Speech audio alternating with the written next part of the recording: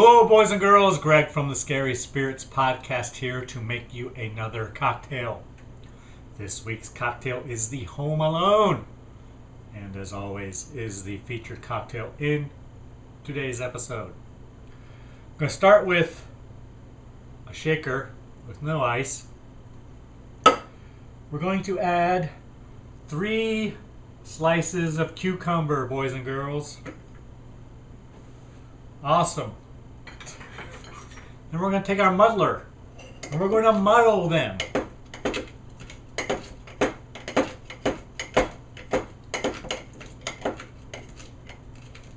As you do with cucumbers and a muddler.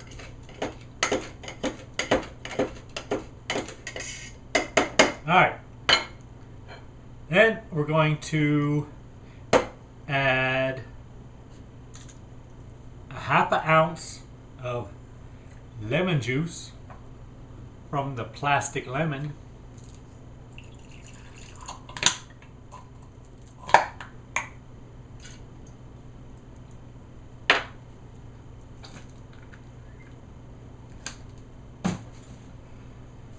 Next, simple syrup, 3/4 of an ounce.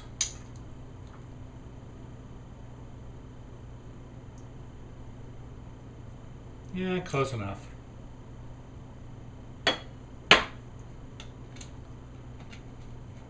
And 2 ounces gin.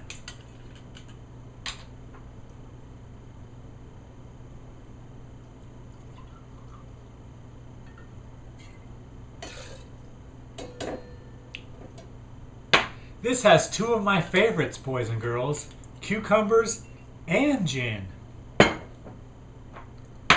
Then we're going to fill our shaker with ice.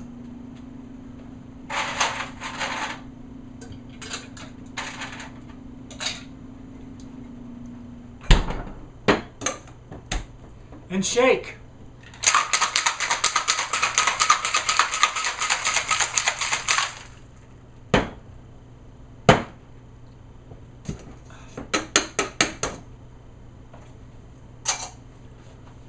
We're going to take our rocks glass with ice. And we're going to strain that in there.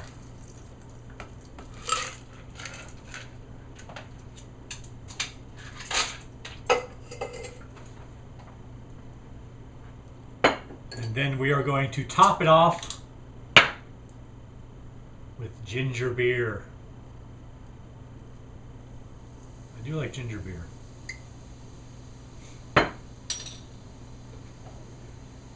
And then we'll garnish with 3 cucumber stripes, I guess is what they call it. I don't know.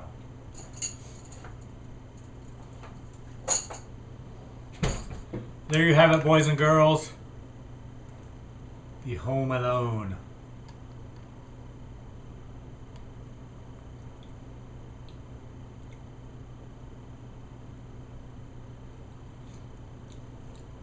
Not bad. Surprisingly. Not what I would have if I was home alone, though. Thanks for watching. Hope you enjoy the podcast. See ya. As you may or may not know, Greg doesn't have any siblings. So this week on the Scary Spirits podcast, I'm going to give him a little taste of what it would be like to have a sister. A way older one, of course.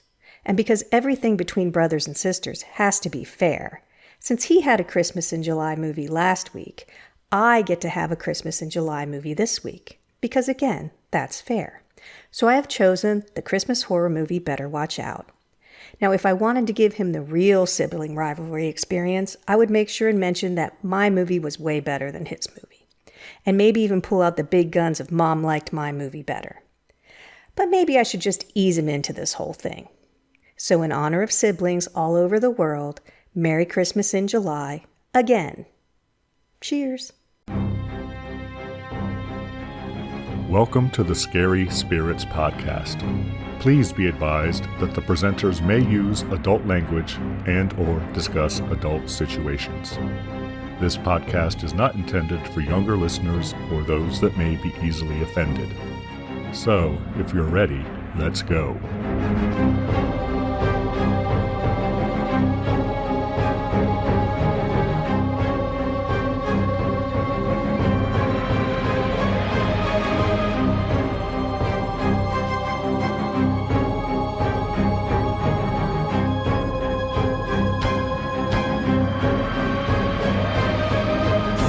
Hello, boys and girls. I'm Greg.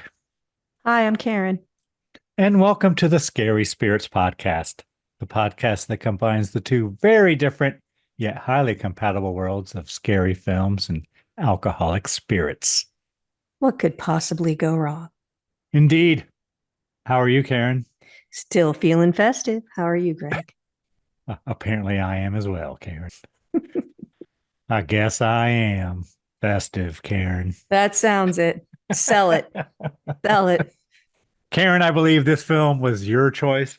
Was it? Was it not? It was. And what film have you chosen for us this week?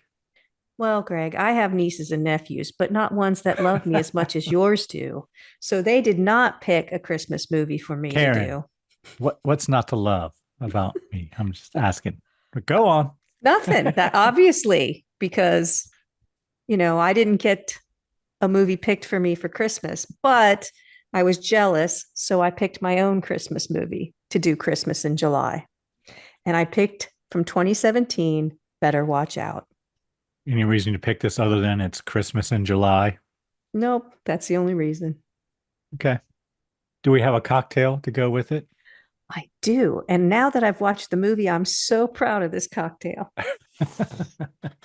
Because at first, I was looking for like a babysitter cocktail because it's about a babysitter in the house. And I thought, well, okay, I'll do Home Alone because the parents aren't there. So I found a cocktail recipe, Home Alone. So you had no idea that there was this like a huge Home Alone tie into this? No. Okay, well, I did. I did. Absolutely, when you told me. I did. I did not. So when I do my research, Karen, but go on. I don't.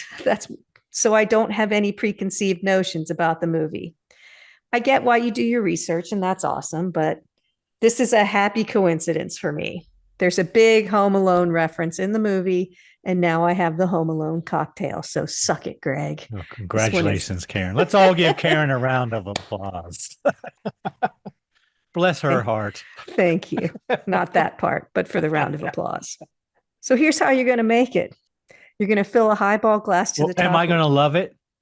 No, not at all. Okay, go on. Fill a highball glass to the top with ice cubes, which just makes it extra special. Place 3 cucumber wheels into a shaker and muddle. You do like muddling, Sometimes. Pour 0.5 ounce of lemon juice, 0.75 ounce of simple syrup, and 2 ounces of gin, which is another of your favorites. Fill the shaker with ice cubes and shake. Strain into the highball glass and top with ginger beer and stir gently.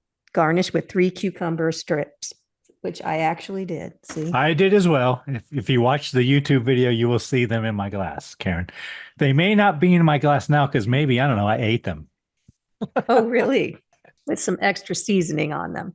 Yes. It's lovely and refreshing, this drink. Well, don't ruin it. We'll talk about it at the end. I can't hold it in. It's not bad, actually. I'm surprised. Oh, is that a highball glass? What am I drinking it out of? Look at mine. That's why it's like a pint glass, Karen. I don't know. That's why you have so much ginger beer. Yeah, it's a little gingery for me, but that's still good. Yeah, we'll save it till the end, but I'm not mad. So stay tuned to see what I have to say about the drink, boys and girls. Oh, they can't wait. Will he like it? It's got cucumbers in it. That's the only reason they listen, is to find out if you like the drink or not. All right. Should we give our friends and listeners time to make their own Home Alone cocktail, Karen? Of course. Hold on.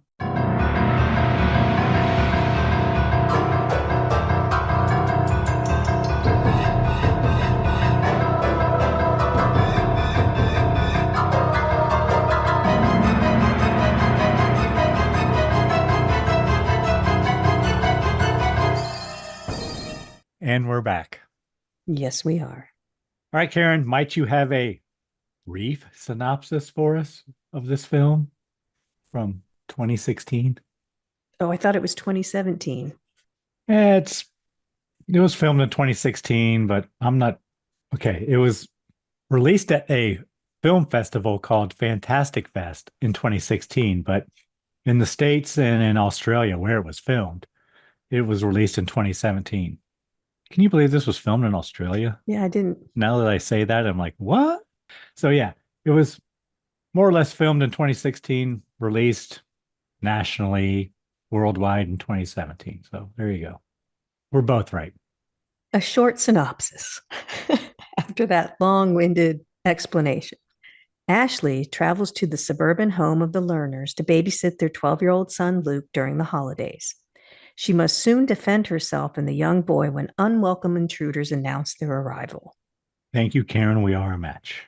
It's not a great one. It's pretty good as far as synopsises go, or synopsi go. They don't want to give it all away. True. Okay, Karen, tell us everything you really enjoyed or were pleasantly surprised by in this film you chose from 2016, 2017. Do you remember 2016 or 2017? I'm sure you do. It wasn't that long ago. Vividly. I'll start with the basics. Small cast, like that. I think there's sequel potential, like that. I thought it was pretty good. Acting's good.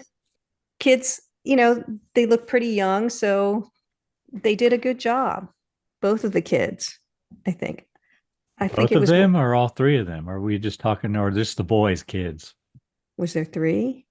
I thought there were two boys. You mean There's the two girl boys and one girl. in the beginning? The babysitter's not a kid. Okay. Well, I mean, I'm just wondering if you're including her. That's all. No, well, no. Okay. I'm talking about children. Okay. Gotcha. I thought they were good. Tweens. Yeah. They kind of got me at the end a little bit. I didn't expect that. I thought everything was just going to go according to So you were plan. pleasantly surprised by that? Well, I'm surprised. I was pleasantly surprised that it wasn't a predictable ending to me. Okay. It's not like, oh, here's what's going to happen. It was an interesting story that a kid could be so evil and plan all of it out so precisely and basically look like it was going to work. It was a good story. That's pretty much all I got. Do you have anything more than that? I agree with pretty much everything you said. I wrote that the kid who plays Luke, he's a really good actor, I think. But they're all good, but he is really good. And both of those kids, if you look up their pictures, they had good glow ups. As adults, their pictures were on the side. I'm like, they both were handsome so they're young better men. looking now. Yeah. The girl who played Ashley was 18 at the time. Oh, so she's a kid too. I guess you're right. But they were all good. All the acting was good, except for maybe mom and dad. But I think they were purposely comedic relief, which I might as well get to it right now. So I've read on several places on the interwebs, Karen, that this is a horror comedy. Really? Would you consider this a horror comedy? No. I don't either. Not at all. There is comic relief moments, as all I think good films have, especially good horror films. And I think that's mom and dad. They're the comedic relief. But Yeah, I don't call guess. this I don't think this is a horror comedy at all. No, I'm actually a little appalled by that. I know, right? Unless they're calling it a comedy because it's just unbelievable how sociopathic this kid is and psychopathic. I don't know. But yeah, even Amazon Prime. Did you watch his name of Prime? I did. It described it as fun. Oh, I didn't see that, but And that's IMDb had horror comedy. Hmm. Wikipedia didn't. It said like psychological thriller or something like that, which I more agree with.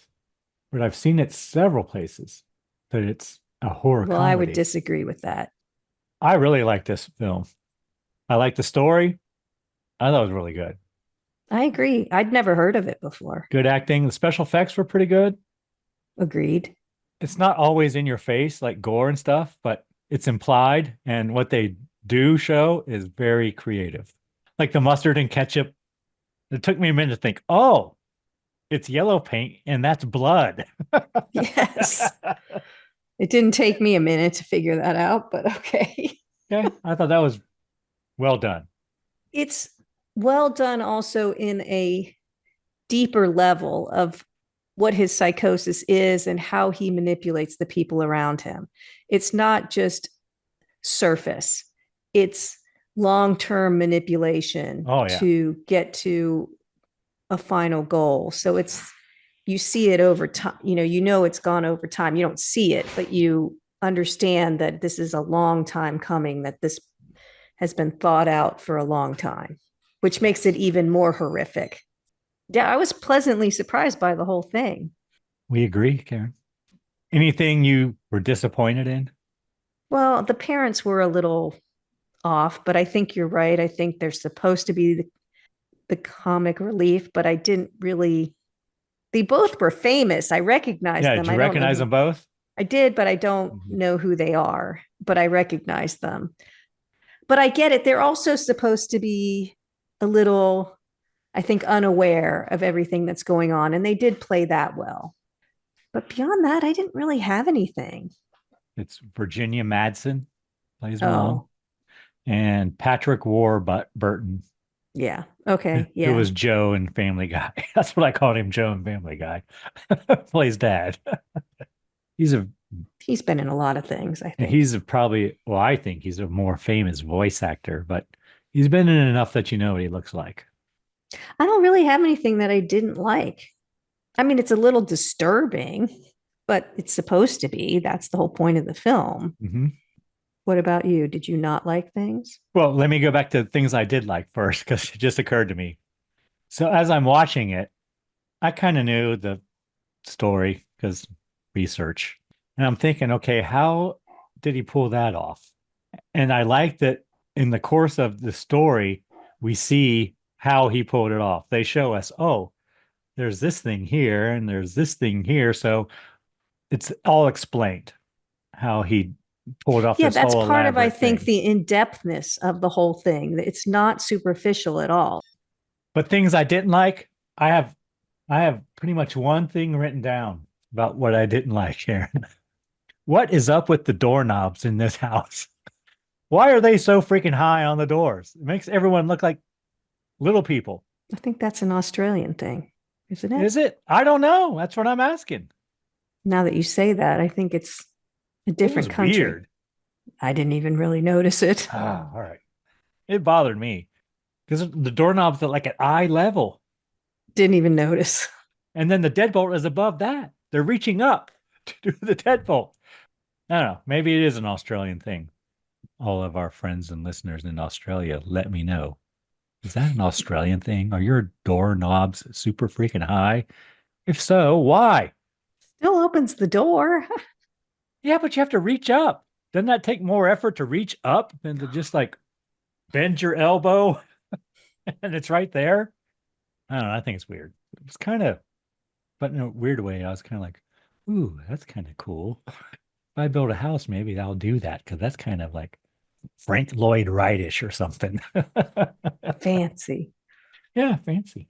It has a little Ready or Not feel. It also has a little Home Alone horror movie feel.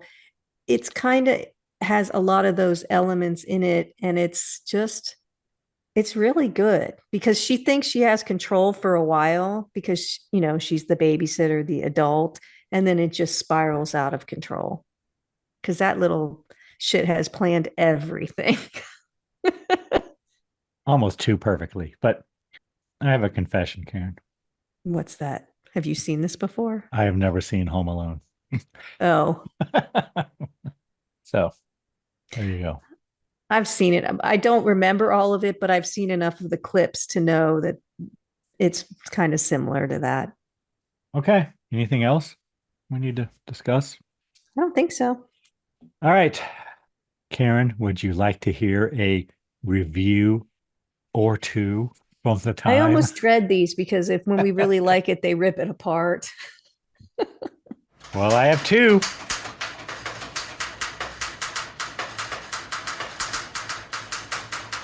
right, well, let's hear him. What do you got in Critics Corner? First, I have to tell you, Karen, this has an 89% approval rating on Rotten Tomatoes. Wow. It has a 6.5 out of 10 on IMDb. What do you think Google users think, Karen? 92. 78. Really? Google, I know, I'm that's disappointed. odd. It's odd. It's odd, isn't it? Disappointed by the Google users. They weren't smoking enough reefer, Karen. I don't know what to tell you, even though this is a reefer smoking movie. All right. First one I have is from RogerEbert.com, but it is not written by Roger Ebert because I'm pretty sure he was gone by then. That makes me feel better, actually, as I read it, because usually Roger and I agree. And I'm going to paraphrase it because this guy's more long-winded than Roger Ebert was. His name is Simon Abrams, and apparently he is a reviewer for RogerEbert.com. It's dated October 6th, 2017. The Christmas-themed home invasion movie Better Watch Out starts out as one kind of unpleasant, then switches gears to a higher level of unearned nastiness.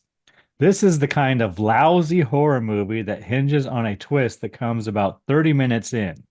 Protagonists you thought were innocent are now implicated, leaving viewers with a completely different understanding of their prior behavior and their general nature. I won't tell you more about the twist because it is, realistically, the film's only novelty. But after it is played out, the film runs on the cheap fumes of bet you didn't see that coming shock tactics. If you do, in fact, see it all coming, or if you simply do not enjoy having characters' malicious behavior rubbed in your face for a solid hour, you'll check out. Unless you can convince yourself that stock horror movie characters become interestingly simple by virtue of having been turned upside down. Summarizes with, Better Watch Out is an infuriating sit because it requires you to invest in the programmatic bullying of a certain type of character. Then cheer on that same stock type as he or she defies expectations and refuses to be pummeled into oblivion. It's the kind of movie that pushes your buttons at every turn and casts actors based solely on their ability to play to your snap judgments of what they're really like off screen. The directors run with those notions, then let you fill in the blanks of what their characters are actually like, drawing on decades of other genre films that sold you the same bill of goods. Sexual repression bad, token female empowerment good.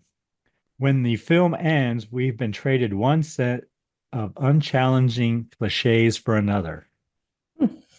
Well, that's one opinion. The next review I have is from the Austin Chronicle by Richard Whitaker, who is a very bright person. And, and his review is dated September 24th, 2016. So he saw this at the film festival. He didn't wait for it to come out. He went to the festival. And again, I'll paraphrase most of it, but it's pretty short. What was the difference between an 80s John Hughes film and an 80s Wes Craven movie? Karen, any thoughts? Blood. Pretty much just the body count. So I'm going to give you a ding for that. So what do you get if you mix the two? Better Watch Out, a deliciously subversive take on the home invasion thriller. Arguably, the greatest home invasion movie is actually Hughes's Home Alone, and it's overtly nodded at in the second feature from Chris Peckover, who's the director of this, I guess. In Better Watch Out, it's Christmas in small-town America, and Luke has one last chance to admit he has a crush on Ashley before she moves away. The problem, as his best friend Garrett points out, is that Ashley is his babysitter, and she's 5 years older than him, Karen. She's way older. Way, way older. Exactly. His romantic schemes are automatically a non-starter, but then really thrown into disorder when mysterious figures start appearing around the house. Peckover embraces the grand tradition of home for the holiday horrors with the needy and nerdy Luke and the gutsy Ashley, wondering what's going on and who is tapping at the door. Twinkling lights, that make extra shadows, seasonal music with a distinctly unseasonal twist, and the perennial menace of jump scares and carolers looking for free hot chocolate lull the audience into thinking they're in for a classic romp. And then he pulls the sickening handbrake turn that drops everything on its head. This is no cheap bait and switch, but a careful rebalancing between real malice and cartoon craziness. It's still a wonderfully twisted excursion into the same Hughesian tradition, if that is a word, but with an evil grin. Throw in hilarious cameos from the gleefully foolish Patrick Warburton and the Martini Dry and acerbic Virginia Madsen as Luke's parents, and you'll never watch Home Alone in the same light again. True. I agree with that one more than the first one. I do too. All right, Karen, what kind of cocktail rating do you want to give this film? I think it's a 3. What do you think? I think it's a 2. It's not as good as Ready or Not or... It's pretty close. Really? I think so. I really liked it. All right, it can be a 2. I'd give it a 2.5 at least, but we'll go with 2. All right. Are you ready to get into it scene by scene, Karen? Yeah, let's go. Better Watch Out, 2016. Rated R, Karen. Violence, substance use, alcohol use, foul language, and sexual content. I like that they didn't say abuse. That's impressive. Just alcohol use. Use and substance use. They're just using. They're not abusing. Well, they're 12, so... Where are they really?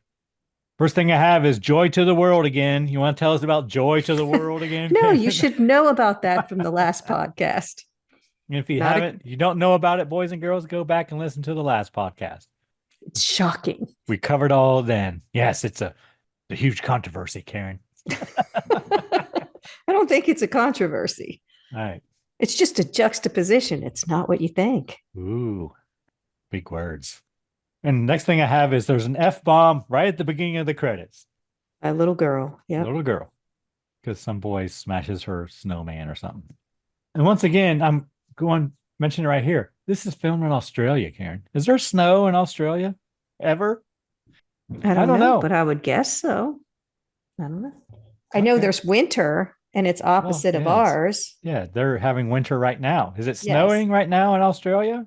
God, we need an Australian friend. We just need friends, Karen. Period. Speak for yourself. It's true. We're shot in Sydney. It snows in several Australian states: New South Wales, Tasmania, South Australia, and Victoria. It's home to magnificent snowy mountains in New South Wales. Okay, well, this says it was shot in Sydney, Australia in January and February 2016. Well, that would be the summer. I know, right? Maybe those are some of that stock footage or something. Because they're making snow angels, and although they looked awfully happy to be doing that. I did see in the credits they did mention stock footage. No. So maybe there is some of that. All right. Moving on. We cut and we see who we learn is Ashley driving, and she's talking to her mom. She's not going to be home. She's going to go babysit. And then she almost hits a black cat. They're going to move, and she's supposed to be home packing, but she's going to do this one last babysitting job because I guess she's babysat for these people for a while. And then a car pulls out and follows her, ? I wrote. That's what I thought, which but I think that's a red herring for us to see in the beginning. It's never brought up again. So then we cut to Luke, who we learn is Luke and Garrett, in Luke's room, and they're talking about girls, as you do, Karen, when you're 12-year-old. Well, Garrett's more playing a video game or a computer game. Luke's the one trying to figure things out. And he does read about horror films and how when you watch them, you release dopamine, which is the same chemical you release when you're aroused, he says. Ooh, really? Makes you feel good, dopamine. And then they start debating Home Alone scene with the paint can. I don't know. I never seen it. They have this ongoing argument about the paint can that they think that they've resolved, but they keep bringing it up. Garrett thinks that it would happen like it does in the movie. Luke says it would kill someone and smash their head apart. Then they start talking about Ashley. And apparently Garrett is a stoner, I wrote. And then Mom interrupts. Well, Garrett says to Luke, Ashley's a 10 and you're not. So you're not going to get to sleep with her, but that's his whole plan. He's going to try to have sex with her, with Ashley. And the friend, Garrett, said, why don't we my brother gave me some weed. Let's just smoke the weed instead. But no, Luke is determined. So then we cut to, I wrote, Joe from Family Guy looking at the Christmas tree, which is Dad. And Mom questions Dad about his masculinity a little bit here. I guess because he had ornaments he wanted on the tree. I didn't get it. Yeah, and they were like, the only one he pulled out was like ballet slippers. That's like Nutcracker or something. Yeah, but that's Christmassy. I thought they were like family heirlooms or something. I didn't get it, but he says he's metrosexual. I think right around then is when that term might have started showing up. I think it was a lot earlier than that. So the term? Yes. Okay. Well, they're using it as a joke. And then I have fetus machine ? Yeah, Garrett thinks it's creepy. It's a heartbeat. It's what you would hear as a fetus in the womb. So it's got almost like water sound effects on it. Water sounds and heartbeat and stuff like your mom's like a sleep machine, but it has kind of, but it's a setting. Yeah. And he says you don't really still sleep with that. Garrett doesn't. He figures out that Luke does still sleep with that. Then Ashley, the babysitter, arrives and we learn that she is moving to Pittsburgh. So at this point, I'm looking at Luke and Garrett and I'm thinking, how old are they? And he does say later he's 12. They're 5 years younger than Ashley. And when it's never said how old she is, but when she filmed this, the actress was 18. So she's supposed to be 17 because they do. At one point, Luke says he's 12. So I looked up just because I'm like, can't that kid stay by himself? He's 12. I know, right? I thought, why does he need a babysitter? I did all the time. I know. Well, we're 80s 100% did that. But so a few states do specify a legal age to leave a child home alone. The age limits for letting a child stay home alone and the corresponding states that follow them are as follows. So the one state that has the oldest that you have to be at 14 years is Illinois. So I'll just tell you, 14 years, Illinois, 12 years, Delaware and Colorado, 11, Michigan, 10, Washington, Tennessee, Oregon, and New Mexico, 9, North Dakota, 8, North Carolina, Maryland, and Georgia, 6 years old in Kansas. Okay. Oh, yeah. 6. I would never have left my 6-year-olds.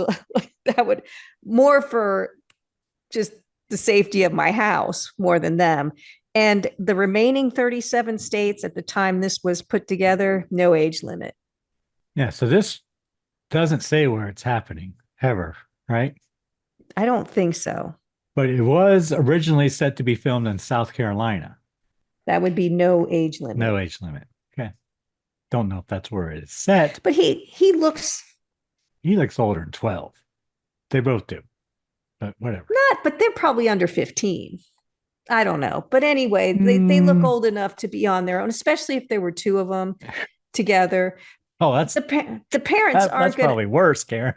Yeah, but then you at least if you get that was always awesome when my parents said, "Hey, Greg's friend, can you stay with him while we go out? Go away." Yes, it's 100% awesome. But if you fell and broke your ankle, someone could call when there's two people.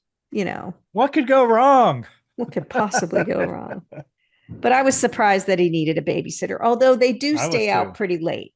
They're out past midnight if you watch the clock in the background. Yeah. But still. That's maybe one of the issues I have with this movie, which I didn't mention, is the whole timeline. It seems slow. No, you couldn't fit that in. That's what I'm saying. Fit everything into that. That's what I'm saying. Night. It seems like the first time I made a note of the time, it was 9:45. And a lot of stuff had happened by then already. That's what I meant was time slows down in that movie because there's no way he could finish all the things he's doing in the amount of time that he has. Agreed. So then mom tells Ashley that Luke has been sleepwalking and she wants her to give him his sleeping pill and then place a pencil on his doorknob so that they will know if he leaves his room. And then she puts the pencil under the rug because what he doesn't know won't hurt him, Karen. Yeah, And I you know wrote, that. I'll bet that's important later. Yes. So then mom and dad leave. Ashley has to make a call and she calls Ricky. And as she's talking to Ricky, there's a spider in the kitchen and she yells for Luke. And Luke runs in and comes to her rescue, catches the spider, and lets it go. Dun, So dun, immediately dun. they're making us feel sympathetic for Luke. Like, oh, he's a good dude. He Yeah, wouldn't look how harm a nice he is. spider. Right. Whatever. Yeah, right. Because he puts it outside. Yeah, Yes. she wants him to kill it. Right. So I have a question for you. Do you have a crush on your babysitter? What Do you remember? babysitter, Karen? You never had one ever? I had a few. You must Couple. have had. Do you ever have a crush on one? No. Nope. But if Ashley was my babysitter, Even now? yeah, I would have had a crush on her for sure. She's a good looking girl, Karen. Yes, she is. So then Luke overhears Ashley on the phone referring to him as a kid. And that hurts, Karen. That cuts. That cuts deep. So then we see Ashley looking for a horror movie on the TV. And then Luke comes in drinking champagne, ? I wrote. Yeah. Well, and she says, is this where she says, why did they go to the attic? Stupid to go to the attic. Yeah, it comes a little later. Yeah. But she's not No. impressed with him drinking. It's like, oh, is that supposed to make you look mature? And she takes the bottle from him, takes it into the kitchen, and finds the kitchen doors open. So then they're watching a horror movie, and Ricky calls again, and they have a tiff. And Ashley drinks some of the champagne as she is pouring it into the sink. And Luke walks in on her as she's drinking, and she's busted. Yeah. So then the landline in the house rings, Karen, back in the days when we had landlines. And Ashley answers, and the caller hangs up. So then we see Ashley and Luke watching a horror movie, drinking champagne. And this is when she's talking about all that stuff you just said. And she's like, oh, I can't watch. And at one point, she grabs Luke's hand. She gets scared. And of course, Luke asks why she is dating Ricky. And, because he's a jerk. She did forget to order the pizza, too. Yeah. And Ashley tells Luke that if she was his age, she would date him. Hello, boys and girls. Doing a podcast can be thirsty work. Lucky for you, we have all our drink recipes on our website, scaryspirits.com. And if you want to see how each drink is made, hit up our YouTube channel, Scary Spirits Podcast, and watch me play bartender. I show you how to make every themed drink. Now, back to the show. So then the doorbell rings. It's a pizza guy, but they didn't order it, as you said. And right here, I wrote, why is the doorknob in this house so high? What is up with that? So then they bring in the pizza and Luke lights candles so they can eat pizza by candlelight, Karen. How romantic. I wasn't sure I would eat pizza that just showed up that I didn't order. But then I was like, well, if I was 17, I would have. Yeah. Well, he explains it away as his dad probably ordered it. Right. So then Luke tries to make the moves on Ashley. The phone rings. Ashley ignores it. It's Ricky. And she just but then he calls again and she answers and Luke is not happy. Oh, here's where it is. Ashley can't watch the horror movie. And there's a shadow in the window behind them. There's a noise outside. Ashley grabs Luke's hand and then Luke tries to kiss her. And Ashley tells him that is inappropriate. It is. Phone rings again, and the caller says, I can see you. So Ashley goes to the window and holds up her middle finger and says, if you can see me, how many fingers am I holding up? So then Ashley asks Luke to turn off the movie. She takes the champagne from him again. And then there's Santa at the window behind her, startles her. Kitchen door is open again. Ashley yells for Luke to give her her phone. He throws it to her, but it lands in the fish tank, Aaron, between them. Accidentally on purpose, I think. Yeah, we didn't know that at the time, unless you knew No. the plot. And there's knocking at the door. Garrett jumps in and on top of Luke, and Ashley confronts him about the backyard. He says he didn't go in the backyard. And then, while all three of them are in the foyer, they hear a window breaking upstairs. And right here, this is where I first thought, okay, how'd he do that? But it's explained later, I guess. It's not really Sort of. in detail, but Right, but you see how. yeah. So then Ashley goes up to investigate with a butcher knife, Karen. Steak knife. Big Yeah, I steak would have knife. just left. But then they find out in a minute that you shouldn't just leave. So then the boys run up behind her, even though she told them to stay downstairs.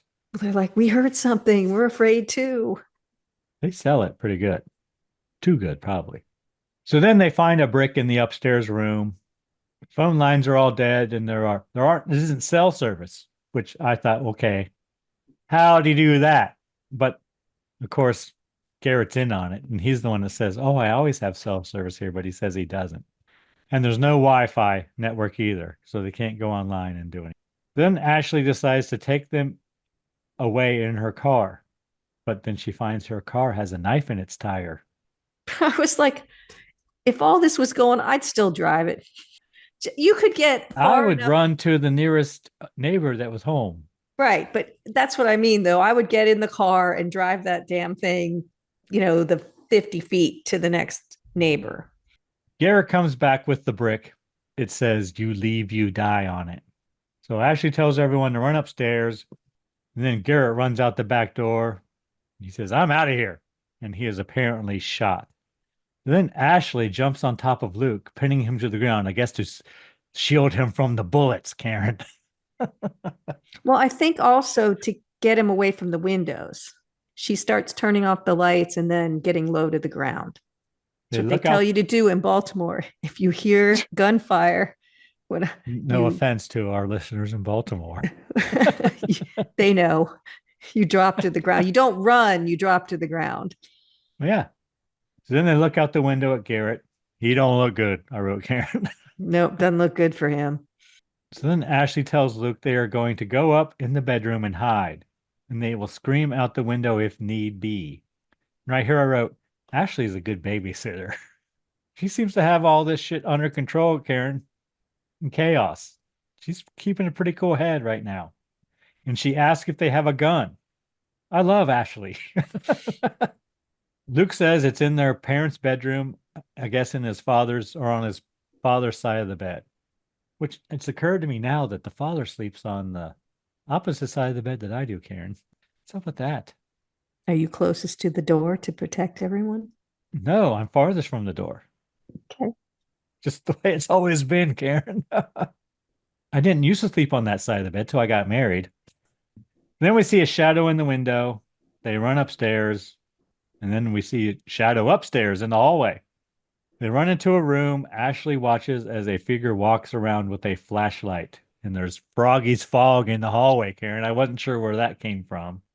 And a shotgun, right? Yeah, the figure has a shotgun. Yeah.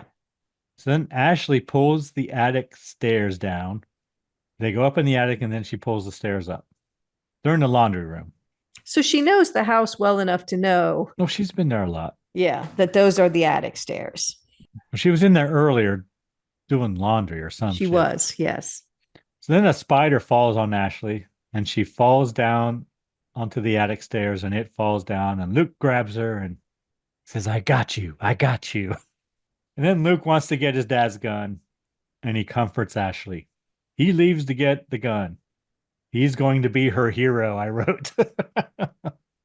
Then the dryer buzzer goes off, and that's a startle scare.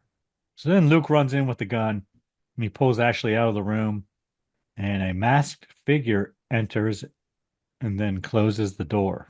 I think they're hiding in Luke's closet because they accidentally step on a toy, which Luke had because he's a child, and it makes a noise. And the masked figure enters with a shotgun and a flashlight. Ashley notices that the mask the figure is wearing is Luke's because she saw it earlier in a photograph that we saw as well. Yes. And Ashley runs out and yells, Garrett. And she tells him to take the mask off. He also scratched his shoulder, and we saw earlier, before the parents True. left, he was in the bathroom stealing their meds and asking for cream for his itchy shoulder. But he was really taking their meds. She tells him to take the mask off. He does. Ashley is not happy. She chastises Luke. She tells him he is mental and needs lots of therapy. Ashley goes to call Luke's parents, and then he knocks her down the stairs. Yeah, he smacks her and she falls down the stairs. And Garrett's he's uncomfortable with this for a second. He's like, dude, what'd you do? Yeah. But then he's okay. So then Ashley comes to, and she's duct taped to a chair.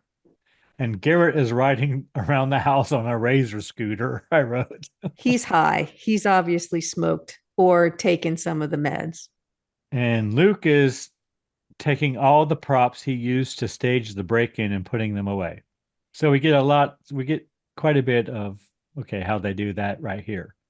Like there's a Santa figure, there's a standee he brings inside. Mm-hmm.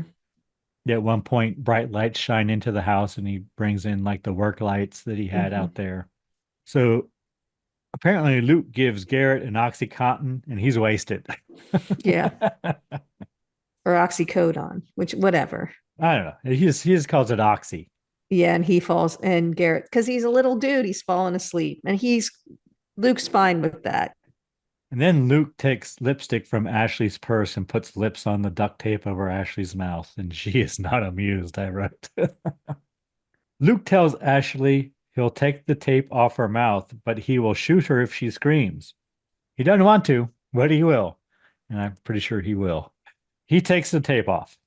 Then he forces Ashley to play truth or dare. And I'm not sure why he brings Garrett into the whole game, but he does. But she does say she thinks she has a concussion and needs to go to the hospital because She she was unconscious. So she probably does have a concussion. She's going to get multiple concussions through this whole thing. But Luke tells Ashley if she wins, he will let her go. But if he wins, Ashley has to drink some of this drug he has in a Visine bottle. So it looked like. So then, I don't remember who goes first. But anyway, it goes to Garrett, and Garrett dares Luke to touch Ashley's breast. And he does, but we don't see it. No. It's off screen, but Luke does say, "How was that? You like that?" And Ashley says it felt like a little boy felt her up. So then Ashley tells Luke that he and Garrett are in a bunch of trouble when his parents get home. And then I wrote, Luke goes all creepy and tells her that they will never find out. Is this where they play truth or dare and she tells Garrett that Luke killed his hamster? Yep. Next thing I have, we learned that Luke killed Garrett's hamster. Well, they also ask her how many guys so like serial with. Killers, that's how they start, Karen. Yes. They kill small animals. And Garrett's upset. Not only that he killed the hamster, but he lied about it. And Luke just, whatever, it's been 2 years, get over it. But they also ask her how many guys she slept with, and she says none, and they give her a hard time about that. And she said no, that she actually, the guy they think she slept with, she broke up with him because he told everyone that they slept together. So then Garrett goes to leave because he's heard about the hamster or something. Luke goes to stop him, I guess, and while they're gone, Ashley gets a flashlight and starts flashing Morse code out the window, Karen. Is that what she's doing? Yeah.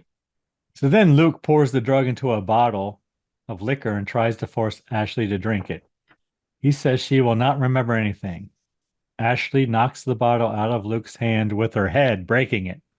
And the doorbell rings. Ashley starts screaming. They duct tape her mouth, and it's Ricky at the door. And Luke tries to get him to go away. But Ricky forces his way into the house by offering flowers. Luke tells Ricky that she's upstairs, so he goes upstairs looking for Ashley.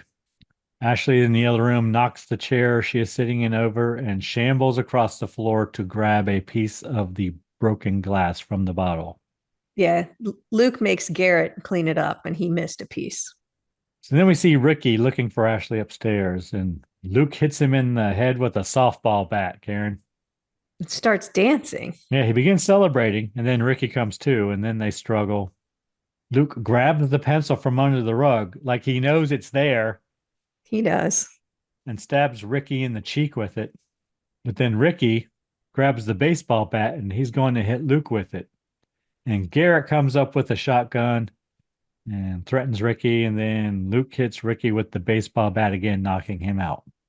So this is as good a place as any, because after he hits him with the baseball or softball bat, he starts dancing. So just wondering, what's the main difference between a psychopath and a sociopath?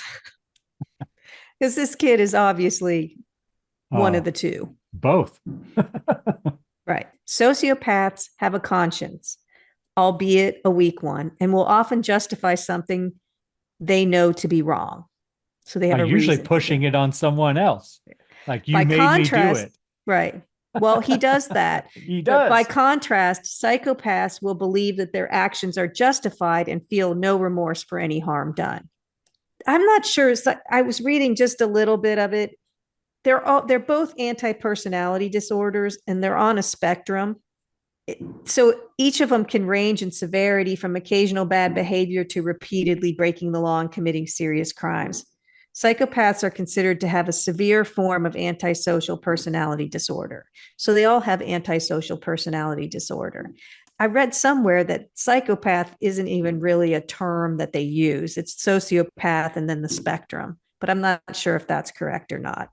But yeah, he's on the spectrum of the anti-social personality disorder for sure. Right. So then Luke begins deleting and cleaning up evidence, removing and cleaning up evidence. I guess I wrote deleting because that's the way I talk.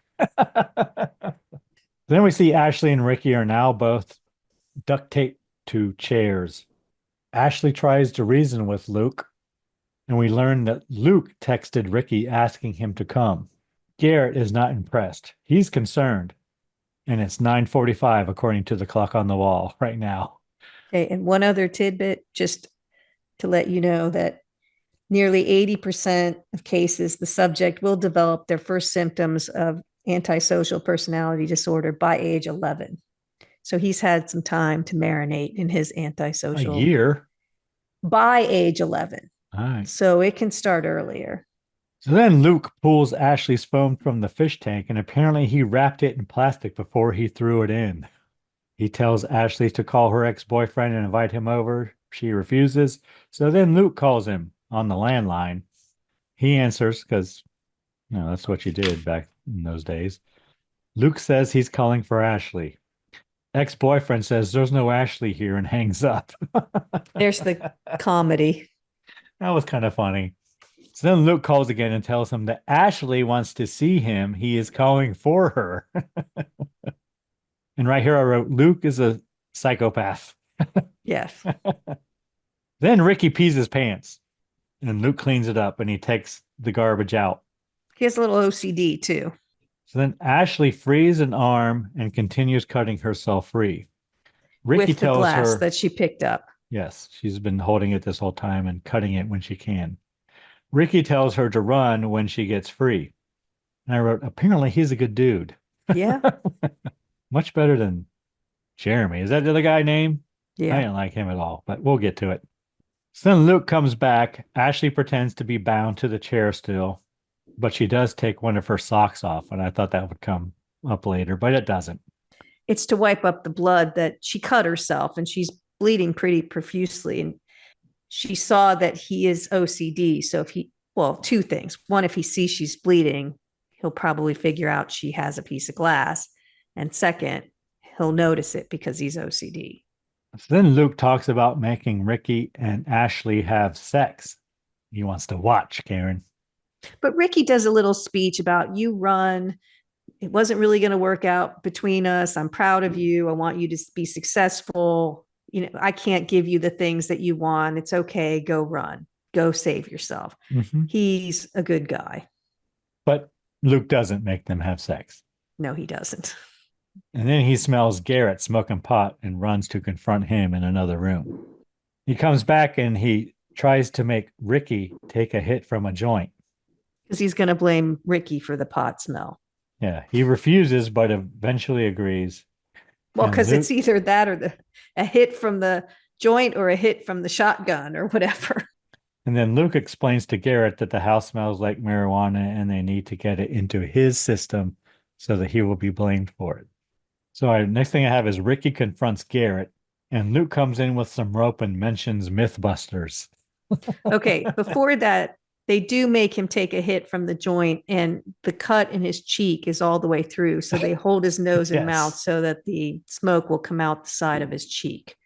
And they do mention Mythbusters because they're going to do the Home Alone thing where Kevin ties the paint can, and it goes back to what they were arguing about in the beginning, whether the can swung from the banister would kill a person or if it would just hurt them, like make them fall backwards. And Luke asks Garrett about how to tie a clove hitch, but he has no idea. Which I didn't know that was a knot, but it is. It is.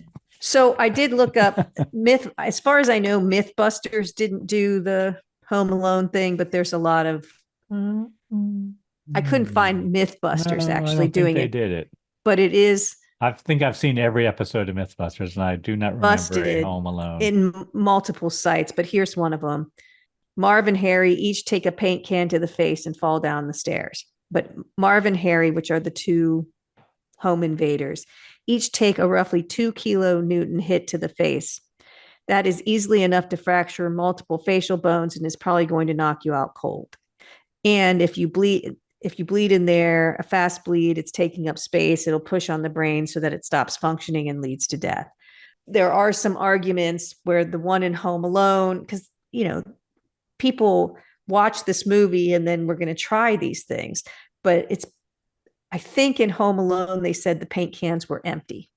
So that's a lot less force coming at you than what this kid is doing, which is obviously a full paint can. Okay. So then the paint can comes swinging down from the upstairs landing. And I wrote Home Alone thing. Luke tells Garrett to blindfold Ricky and throws down his father's tie. He wants to try it again because the first missed, but I don't think he meant to hit him the first time. He was just trying to get the level head, right. Is it head height? But yes. It's also intimidating to Ricky. It is. So then Ashley breaks free and grabs the gun. She runs in and warns Luke to put the paint can down or she will shoot him. He throws it over the edge and it swings down and hits Ricky right in the head, spraying yellow paint everywhere. Yellow and red dripping. Apparently Ricky's head exploded. Ashley pulls the gun and fires into the air. She's not firing. There is quite a long moment of her being traumatized by looking at what just happened to Ricky's face. And Garrett is traumatized too. They're both traumatized by it. And we learn that the gun is empty. Ashley runs out of the house. Luke tells Garrett to run after her. They fight in the yard and they both hit a tripwire that shoots a paintball gun, ?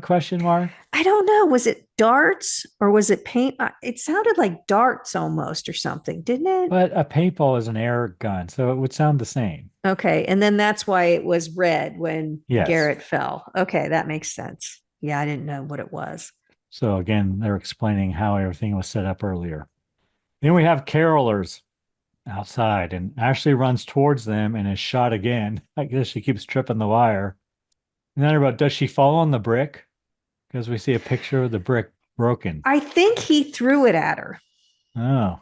I think he hit her from behind because she was almost to the carolers and she just falls like unconscious. So I'm pretty sure because we see the broken brick because it took me, I'm like, what happened? And then we see the brick. I think he threw the brick and hit her in the head. Okay, that makes sense. So she's out again, which is another concussion. So then Luke, I guess, puts on a Christmas sweater and he gives the carolers hot chocolate and popcorn. Inside, Ricky is dead and Ashley is taped up and wrapped in Christmas lights. Then Luke comes in and sweet talks Ashley and she kicks him right between the legs, Karen. Yeah, he wasn't prepared for that at all. So then Garrett questions Luke about killing Ricky. Yes. And he's Luke upset. Blames Garrett for smoking the joint. Yes, he blames him. Justifies his actions by blaming Luke someone else. assures Garrett that he always has gotten out of trouble. He knows what to do. He brings up, because he can see Garrett starting to get like this isn't what I signed up for. This is getting out of control. So Luke has to remind him of all the times that he's helped him in the past. Remember when you skipped fourth period? Remember when you did this? And who saved you? I did. I'm your friend. So he brings him back around. It's the manipulation. Garrett just needs to do what Luke says, what Luke tells him. So then Luke uses Ashley's phone to post some stuff on social media, a social media site. I don't know what he's posting or where, about her ex. Yeah, to set it up that Jeremy's going to get blamed for a lot of stuff. Then we see Jeremy in his car. Because the post is, why don't exes just leave you alone? Or something like that. Yeah. Then we see Jeremy practicing what he's going to say Ashley in his car while drinking a beer. Building up courage, Karen. Liquid courage. Yep. Then we see Jeremy. He walks through the backyard and we see he trips over a trebuchet, Karen. No, I didn't know what it was. What is that? It's a trebuchet. Looked like a catapult. That's what it is. That's what it is. It's a catapult. Oh, okay. Sorry. I used the slang. Sorry. Which fired the brick into the upstairs window. So then Jeremy knocks on the windows.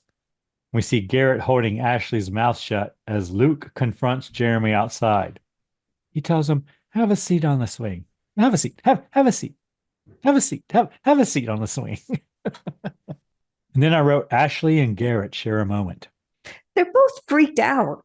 I mean, Garrett's starting to freak out a little bit. I think Garrett's an all right dude. He's just a follower, right? He got manipulated. He needed a friend.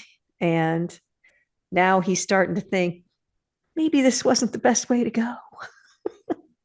Luke tells Jeremy that Ashley wants him to write an apology note. And he does it. And we see Ashley trying to convince Garrett to let her go. Back in the yard, Jeremy finishes the note, but Luke is nowhere to be seen. I said, is he writing his own suicide note? That's what I thought was happening. He runs in and puts a noose around Jeremy's neck and uses the tractor to pull him up into a tree, hanging him by his neck until he is dead. And then Luke leaves the note under the hanging body. So then we see Garrett trying to cut Ashley free. Luke comes in and shoots Garrett. Because he kissed her on the cheek. He did.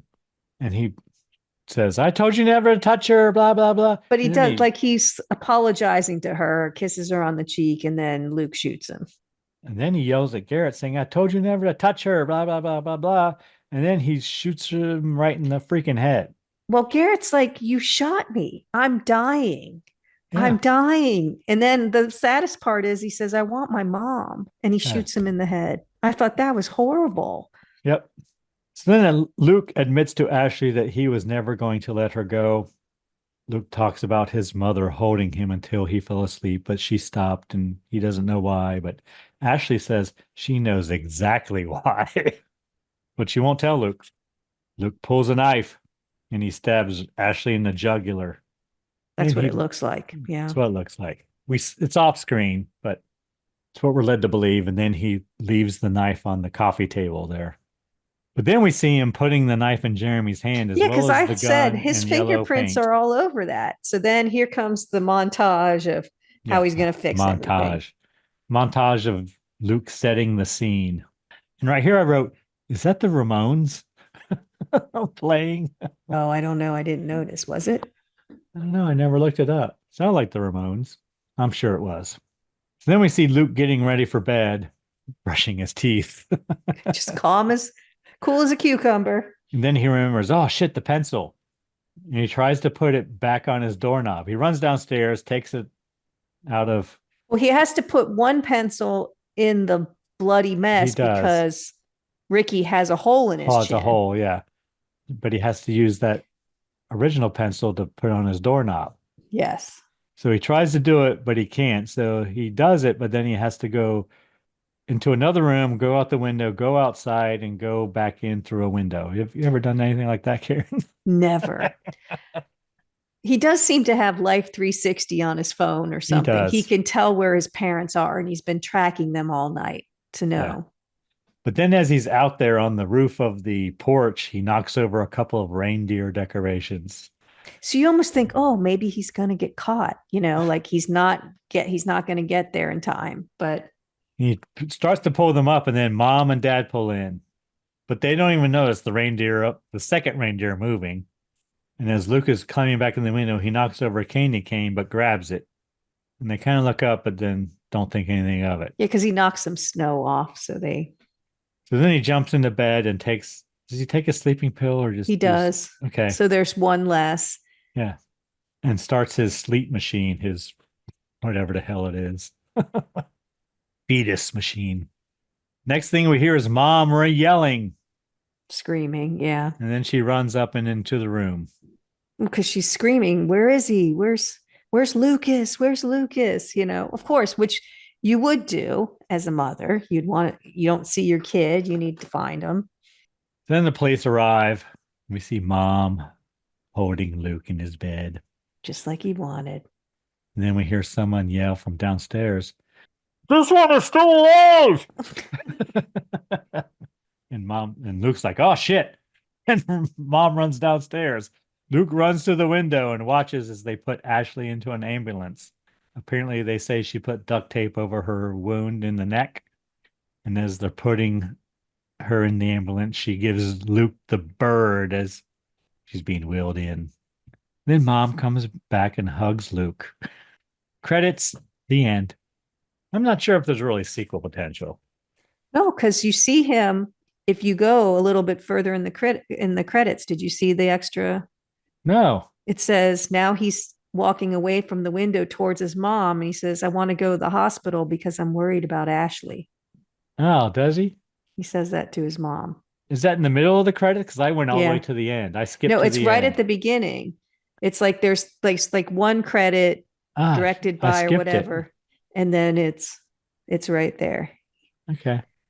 It's also just got sequel potential because she's the final girl, but he's still there around. Like even if he goes to prison or a psych hospital or something, yeah, he could still come True. back. True that. I mean, Friday the 13th, they kill Jason every time, but he always comes back. Same with Freddy. Always comes back. Job's not finished. All right, Karen. Now you can tell everyone what you thought of the Home Alone cocktail. Well, it's very refreshing. It'd It be good refreshing. after some thirsty work. It would be. It almost reminds me of a Fresca. Yeah, a little bit. I was thinking without ginger beer, if you just put tonic water or Sprite, even you could just make it with gin and Sprite and a little cucumber mashed up. Or just leave the cucumber out and just use gin and Sprite. But I think the cucumber adds something. It does add a little bit. It's not overbearing at all, but I did use very small slices from the end of the cucumber, Karen. But I used 3. There you go. Just like the directions say, because I'm a rule follower. That you are. It's not bad. I like it better than I thought I would. Anything we learned today, Karen? Other than I can tolerate cucumber juice. Well, isn't that enough? Thank you. Good night. We learned the difference between psychopath and sociopath, that there's a spectrum, what age it generally develops by, how old you can be in every state where you can be left alone, and a little bit of Mythbusters. And that's it today. And apparently doorknobs are really high up on the doors in Australia. Yeah, we'll have to look that up and see if that's true. I vaguely remember that from being there, but I'm not sure if that's true. When were you in Australia, Karen? I'm a world traveler, Greg. I know that, Karen. I am not, because I do not fly. It's been a long time, but okay. Saw an opera in the Sydney Opera House. Went to New Zealand. New Zealand is amazing. I lived in California, and everybody I met in New Zealand wanted to move to California. It was funny. Ooh, but they think of California as Southern California. And that's not where I lived. Do they know how much it costs to live in California? It's not cheap in New Zealand or Australia either. So. Okay. Good to know. But New Zealand kind of intrigues me. It's beautiful. Beautiful, rugged country. More sheep than people. Duh. All right. Are we ready to move on to next film, Karen? Yeah. Try this drink. It's a good one. Yeah. So, what do you have for us in the next? Are Well, we Karen, still ringing bells as Christmas? Are you still jingling your bells next week, or what do we got? Karen, you know that next week is Shark Week. Is it? I thought that was in June. It is not, Karen. Okay. So the film I have chosen is a film we have quite a history with, The Black Demon. Oh, yeah. We were mad about that. It's still festering after all this time. Is there? So it's because it's Shark Week. That's why It you is, picked it. yes. Okay. Well, that fits. And we said at one point we got to do this film. Well, And it fits perfectly. And what drink do you have to go with it? the drink I have chosen is called the Megalodon, Karen. Okay. That gives us a clue. You see what I did there? Yeah. You gave us a clue. So we're going to need 1 ounce white rum, 1 ounce blue curacao, 1 ounce peach schnapps, and 1 ounce blackberry syrup, and 1 ounce soda or Sprite, maybe. Okay. We build all the ingredients, Karen. We build them Nice. into an iced highball glass. And then we stir them. So I don't know why we're building them, but we stir them. And then we garnish with a shark fin ice cube if you have such a thing. And there may or may not be a link in the show notes of next week's episode of where you can get that item. We'll see. Probably will be because I'm a giver, Karen. That you are. So that's next week. Anyone you need to thank this week, Karen? I'll thank our listener. You know why, Greg? Why, Karen?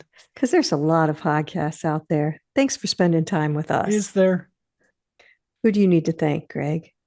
I'm going to once again thank the band Verse 13 for providing all the music in the Scary Spirits podcast. Music definitely makes the podcast better. Anything else, Karen? Please drink responsibly. Yes. Merry Christmas in July.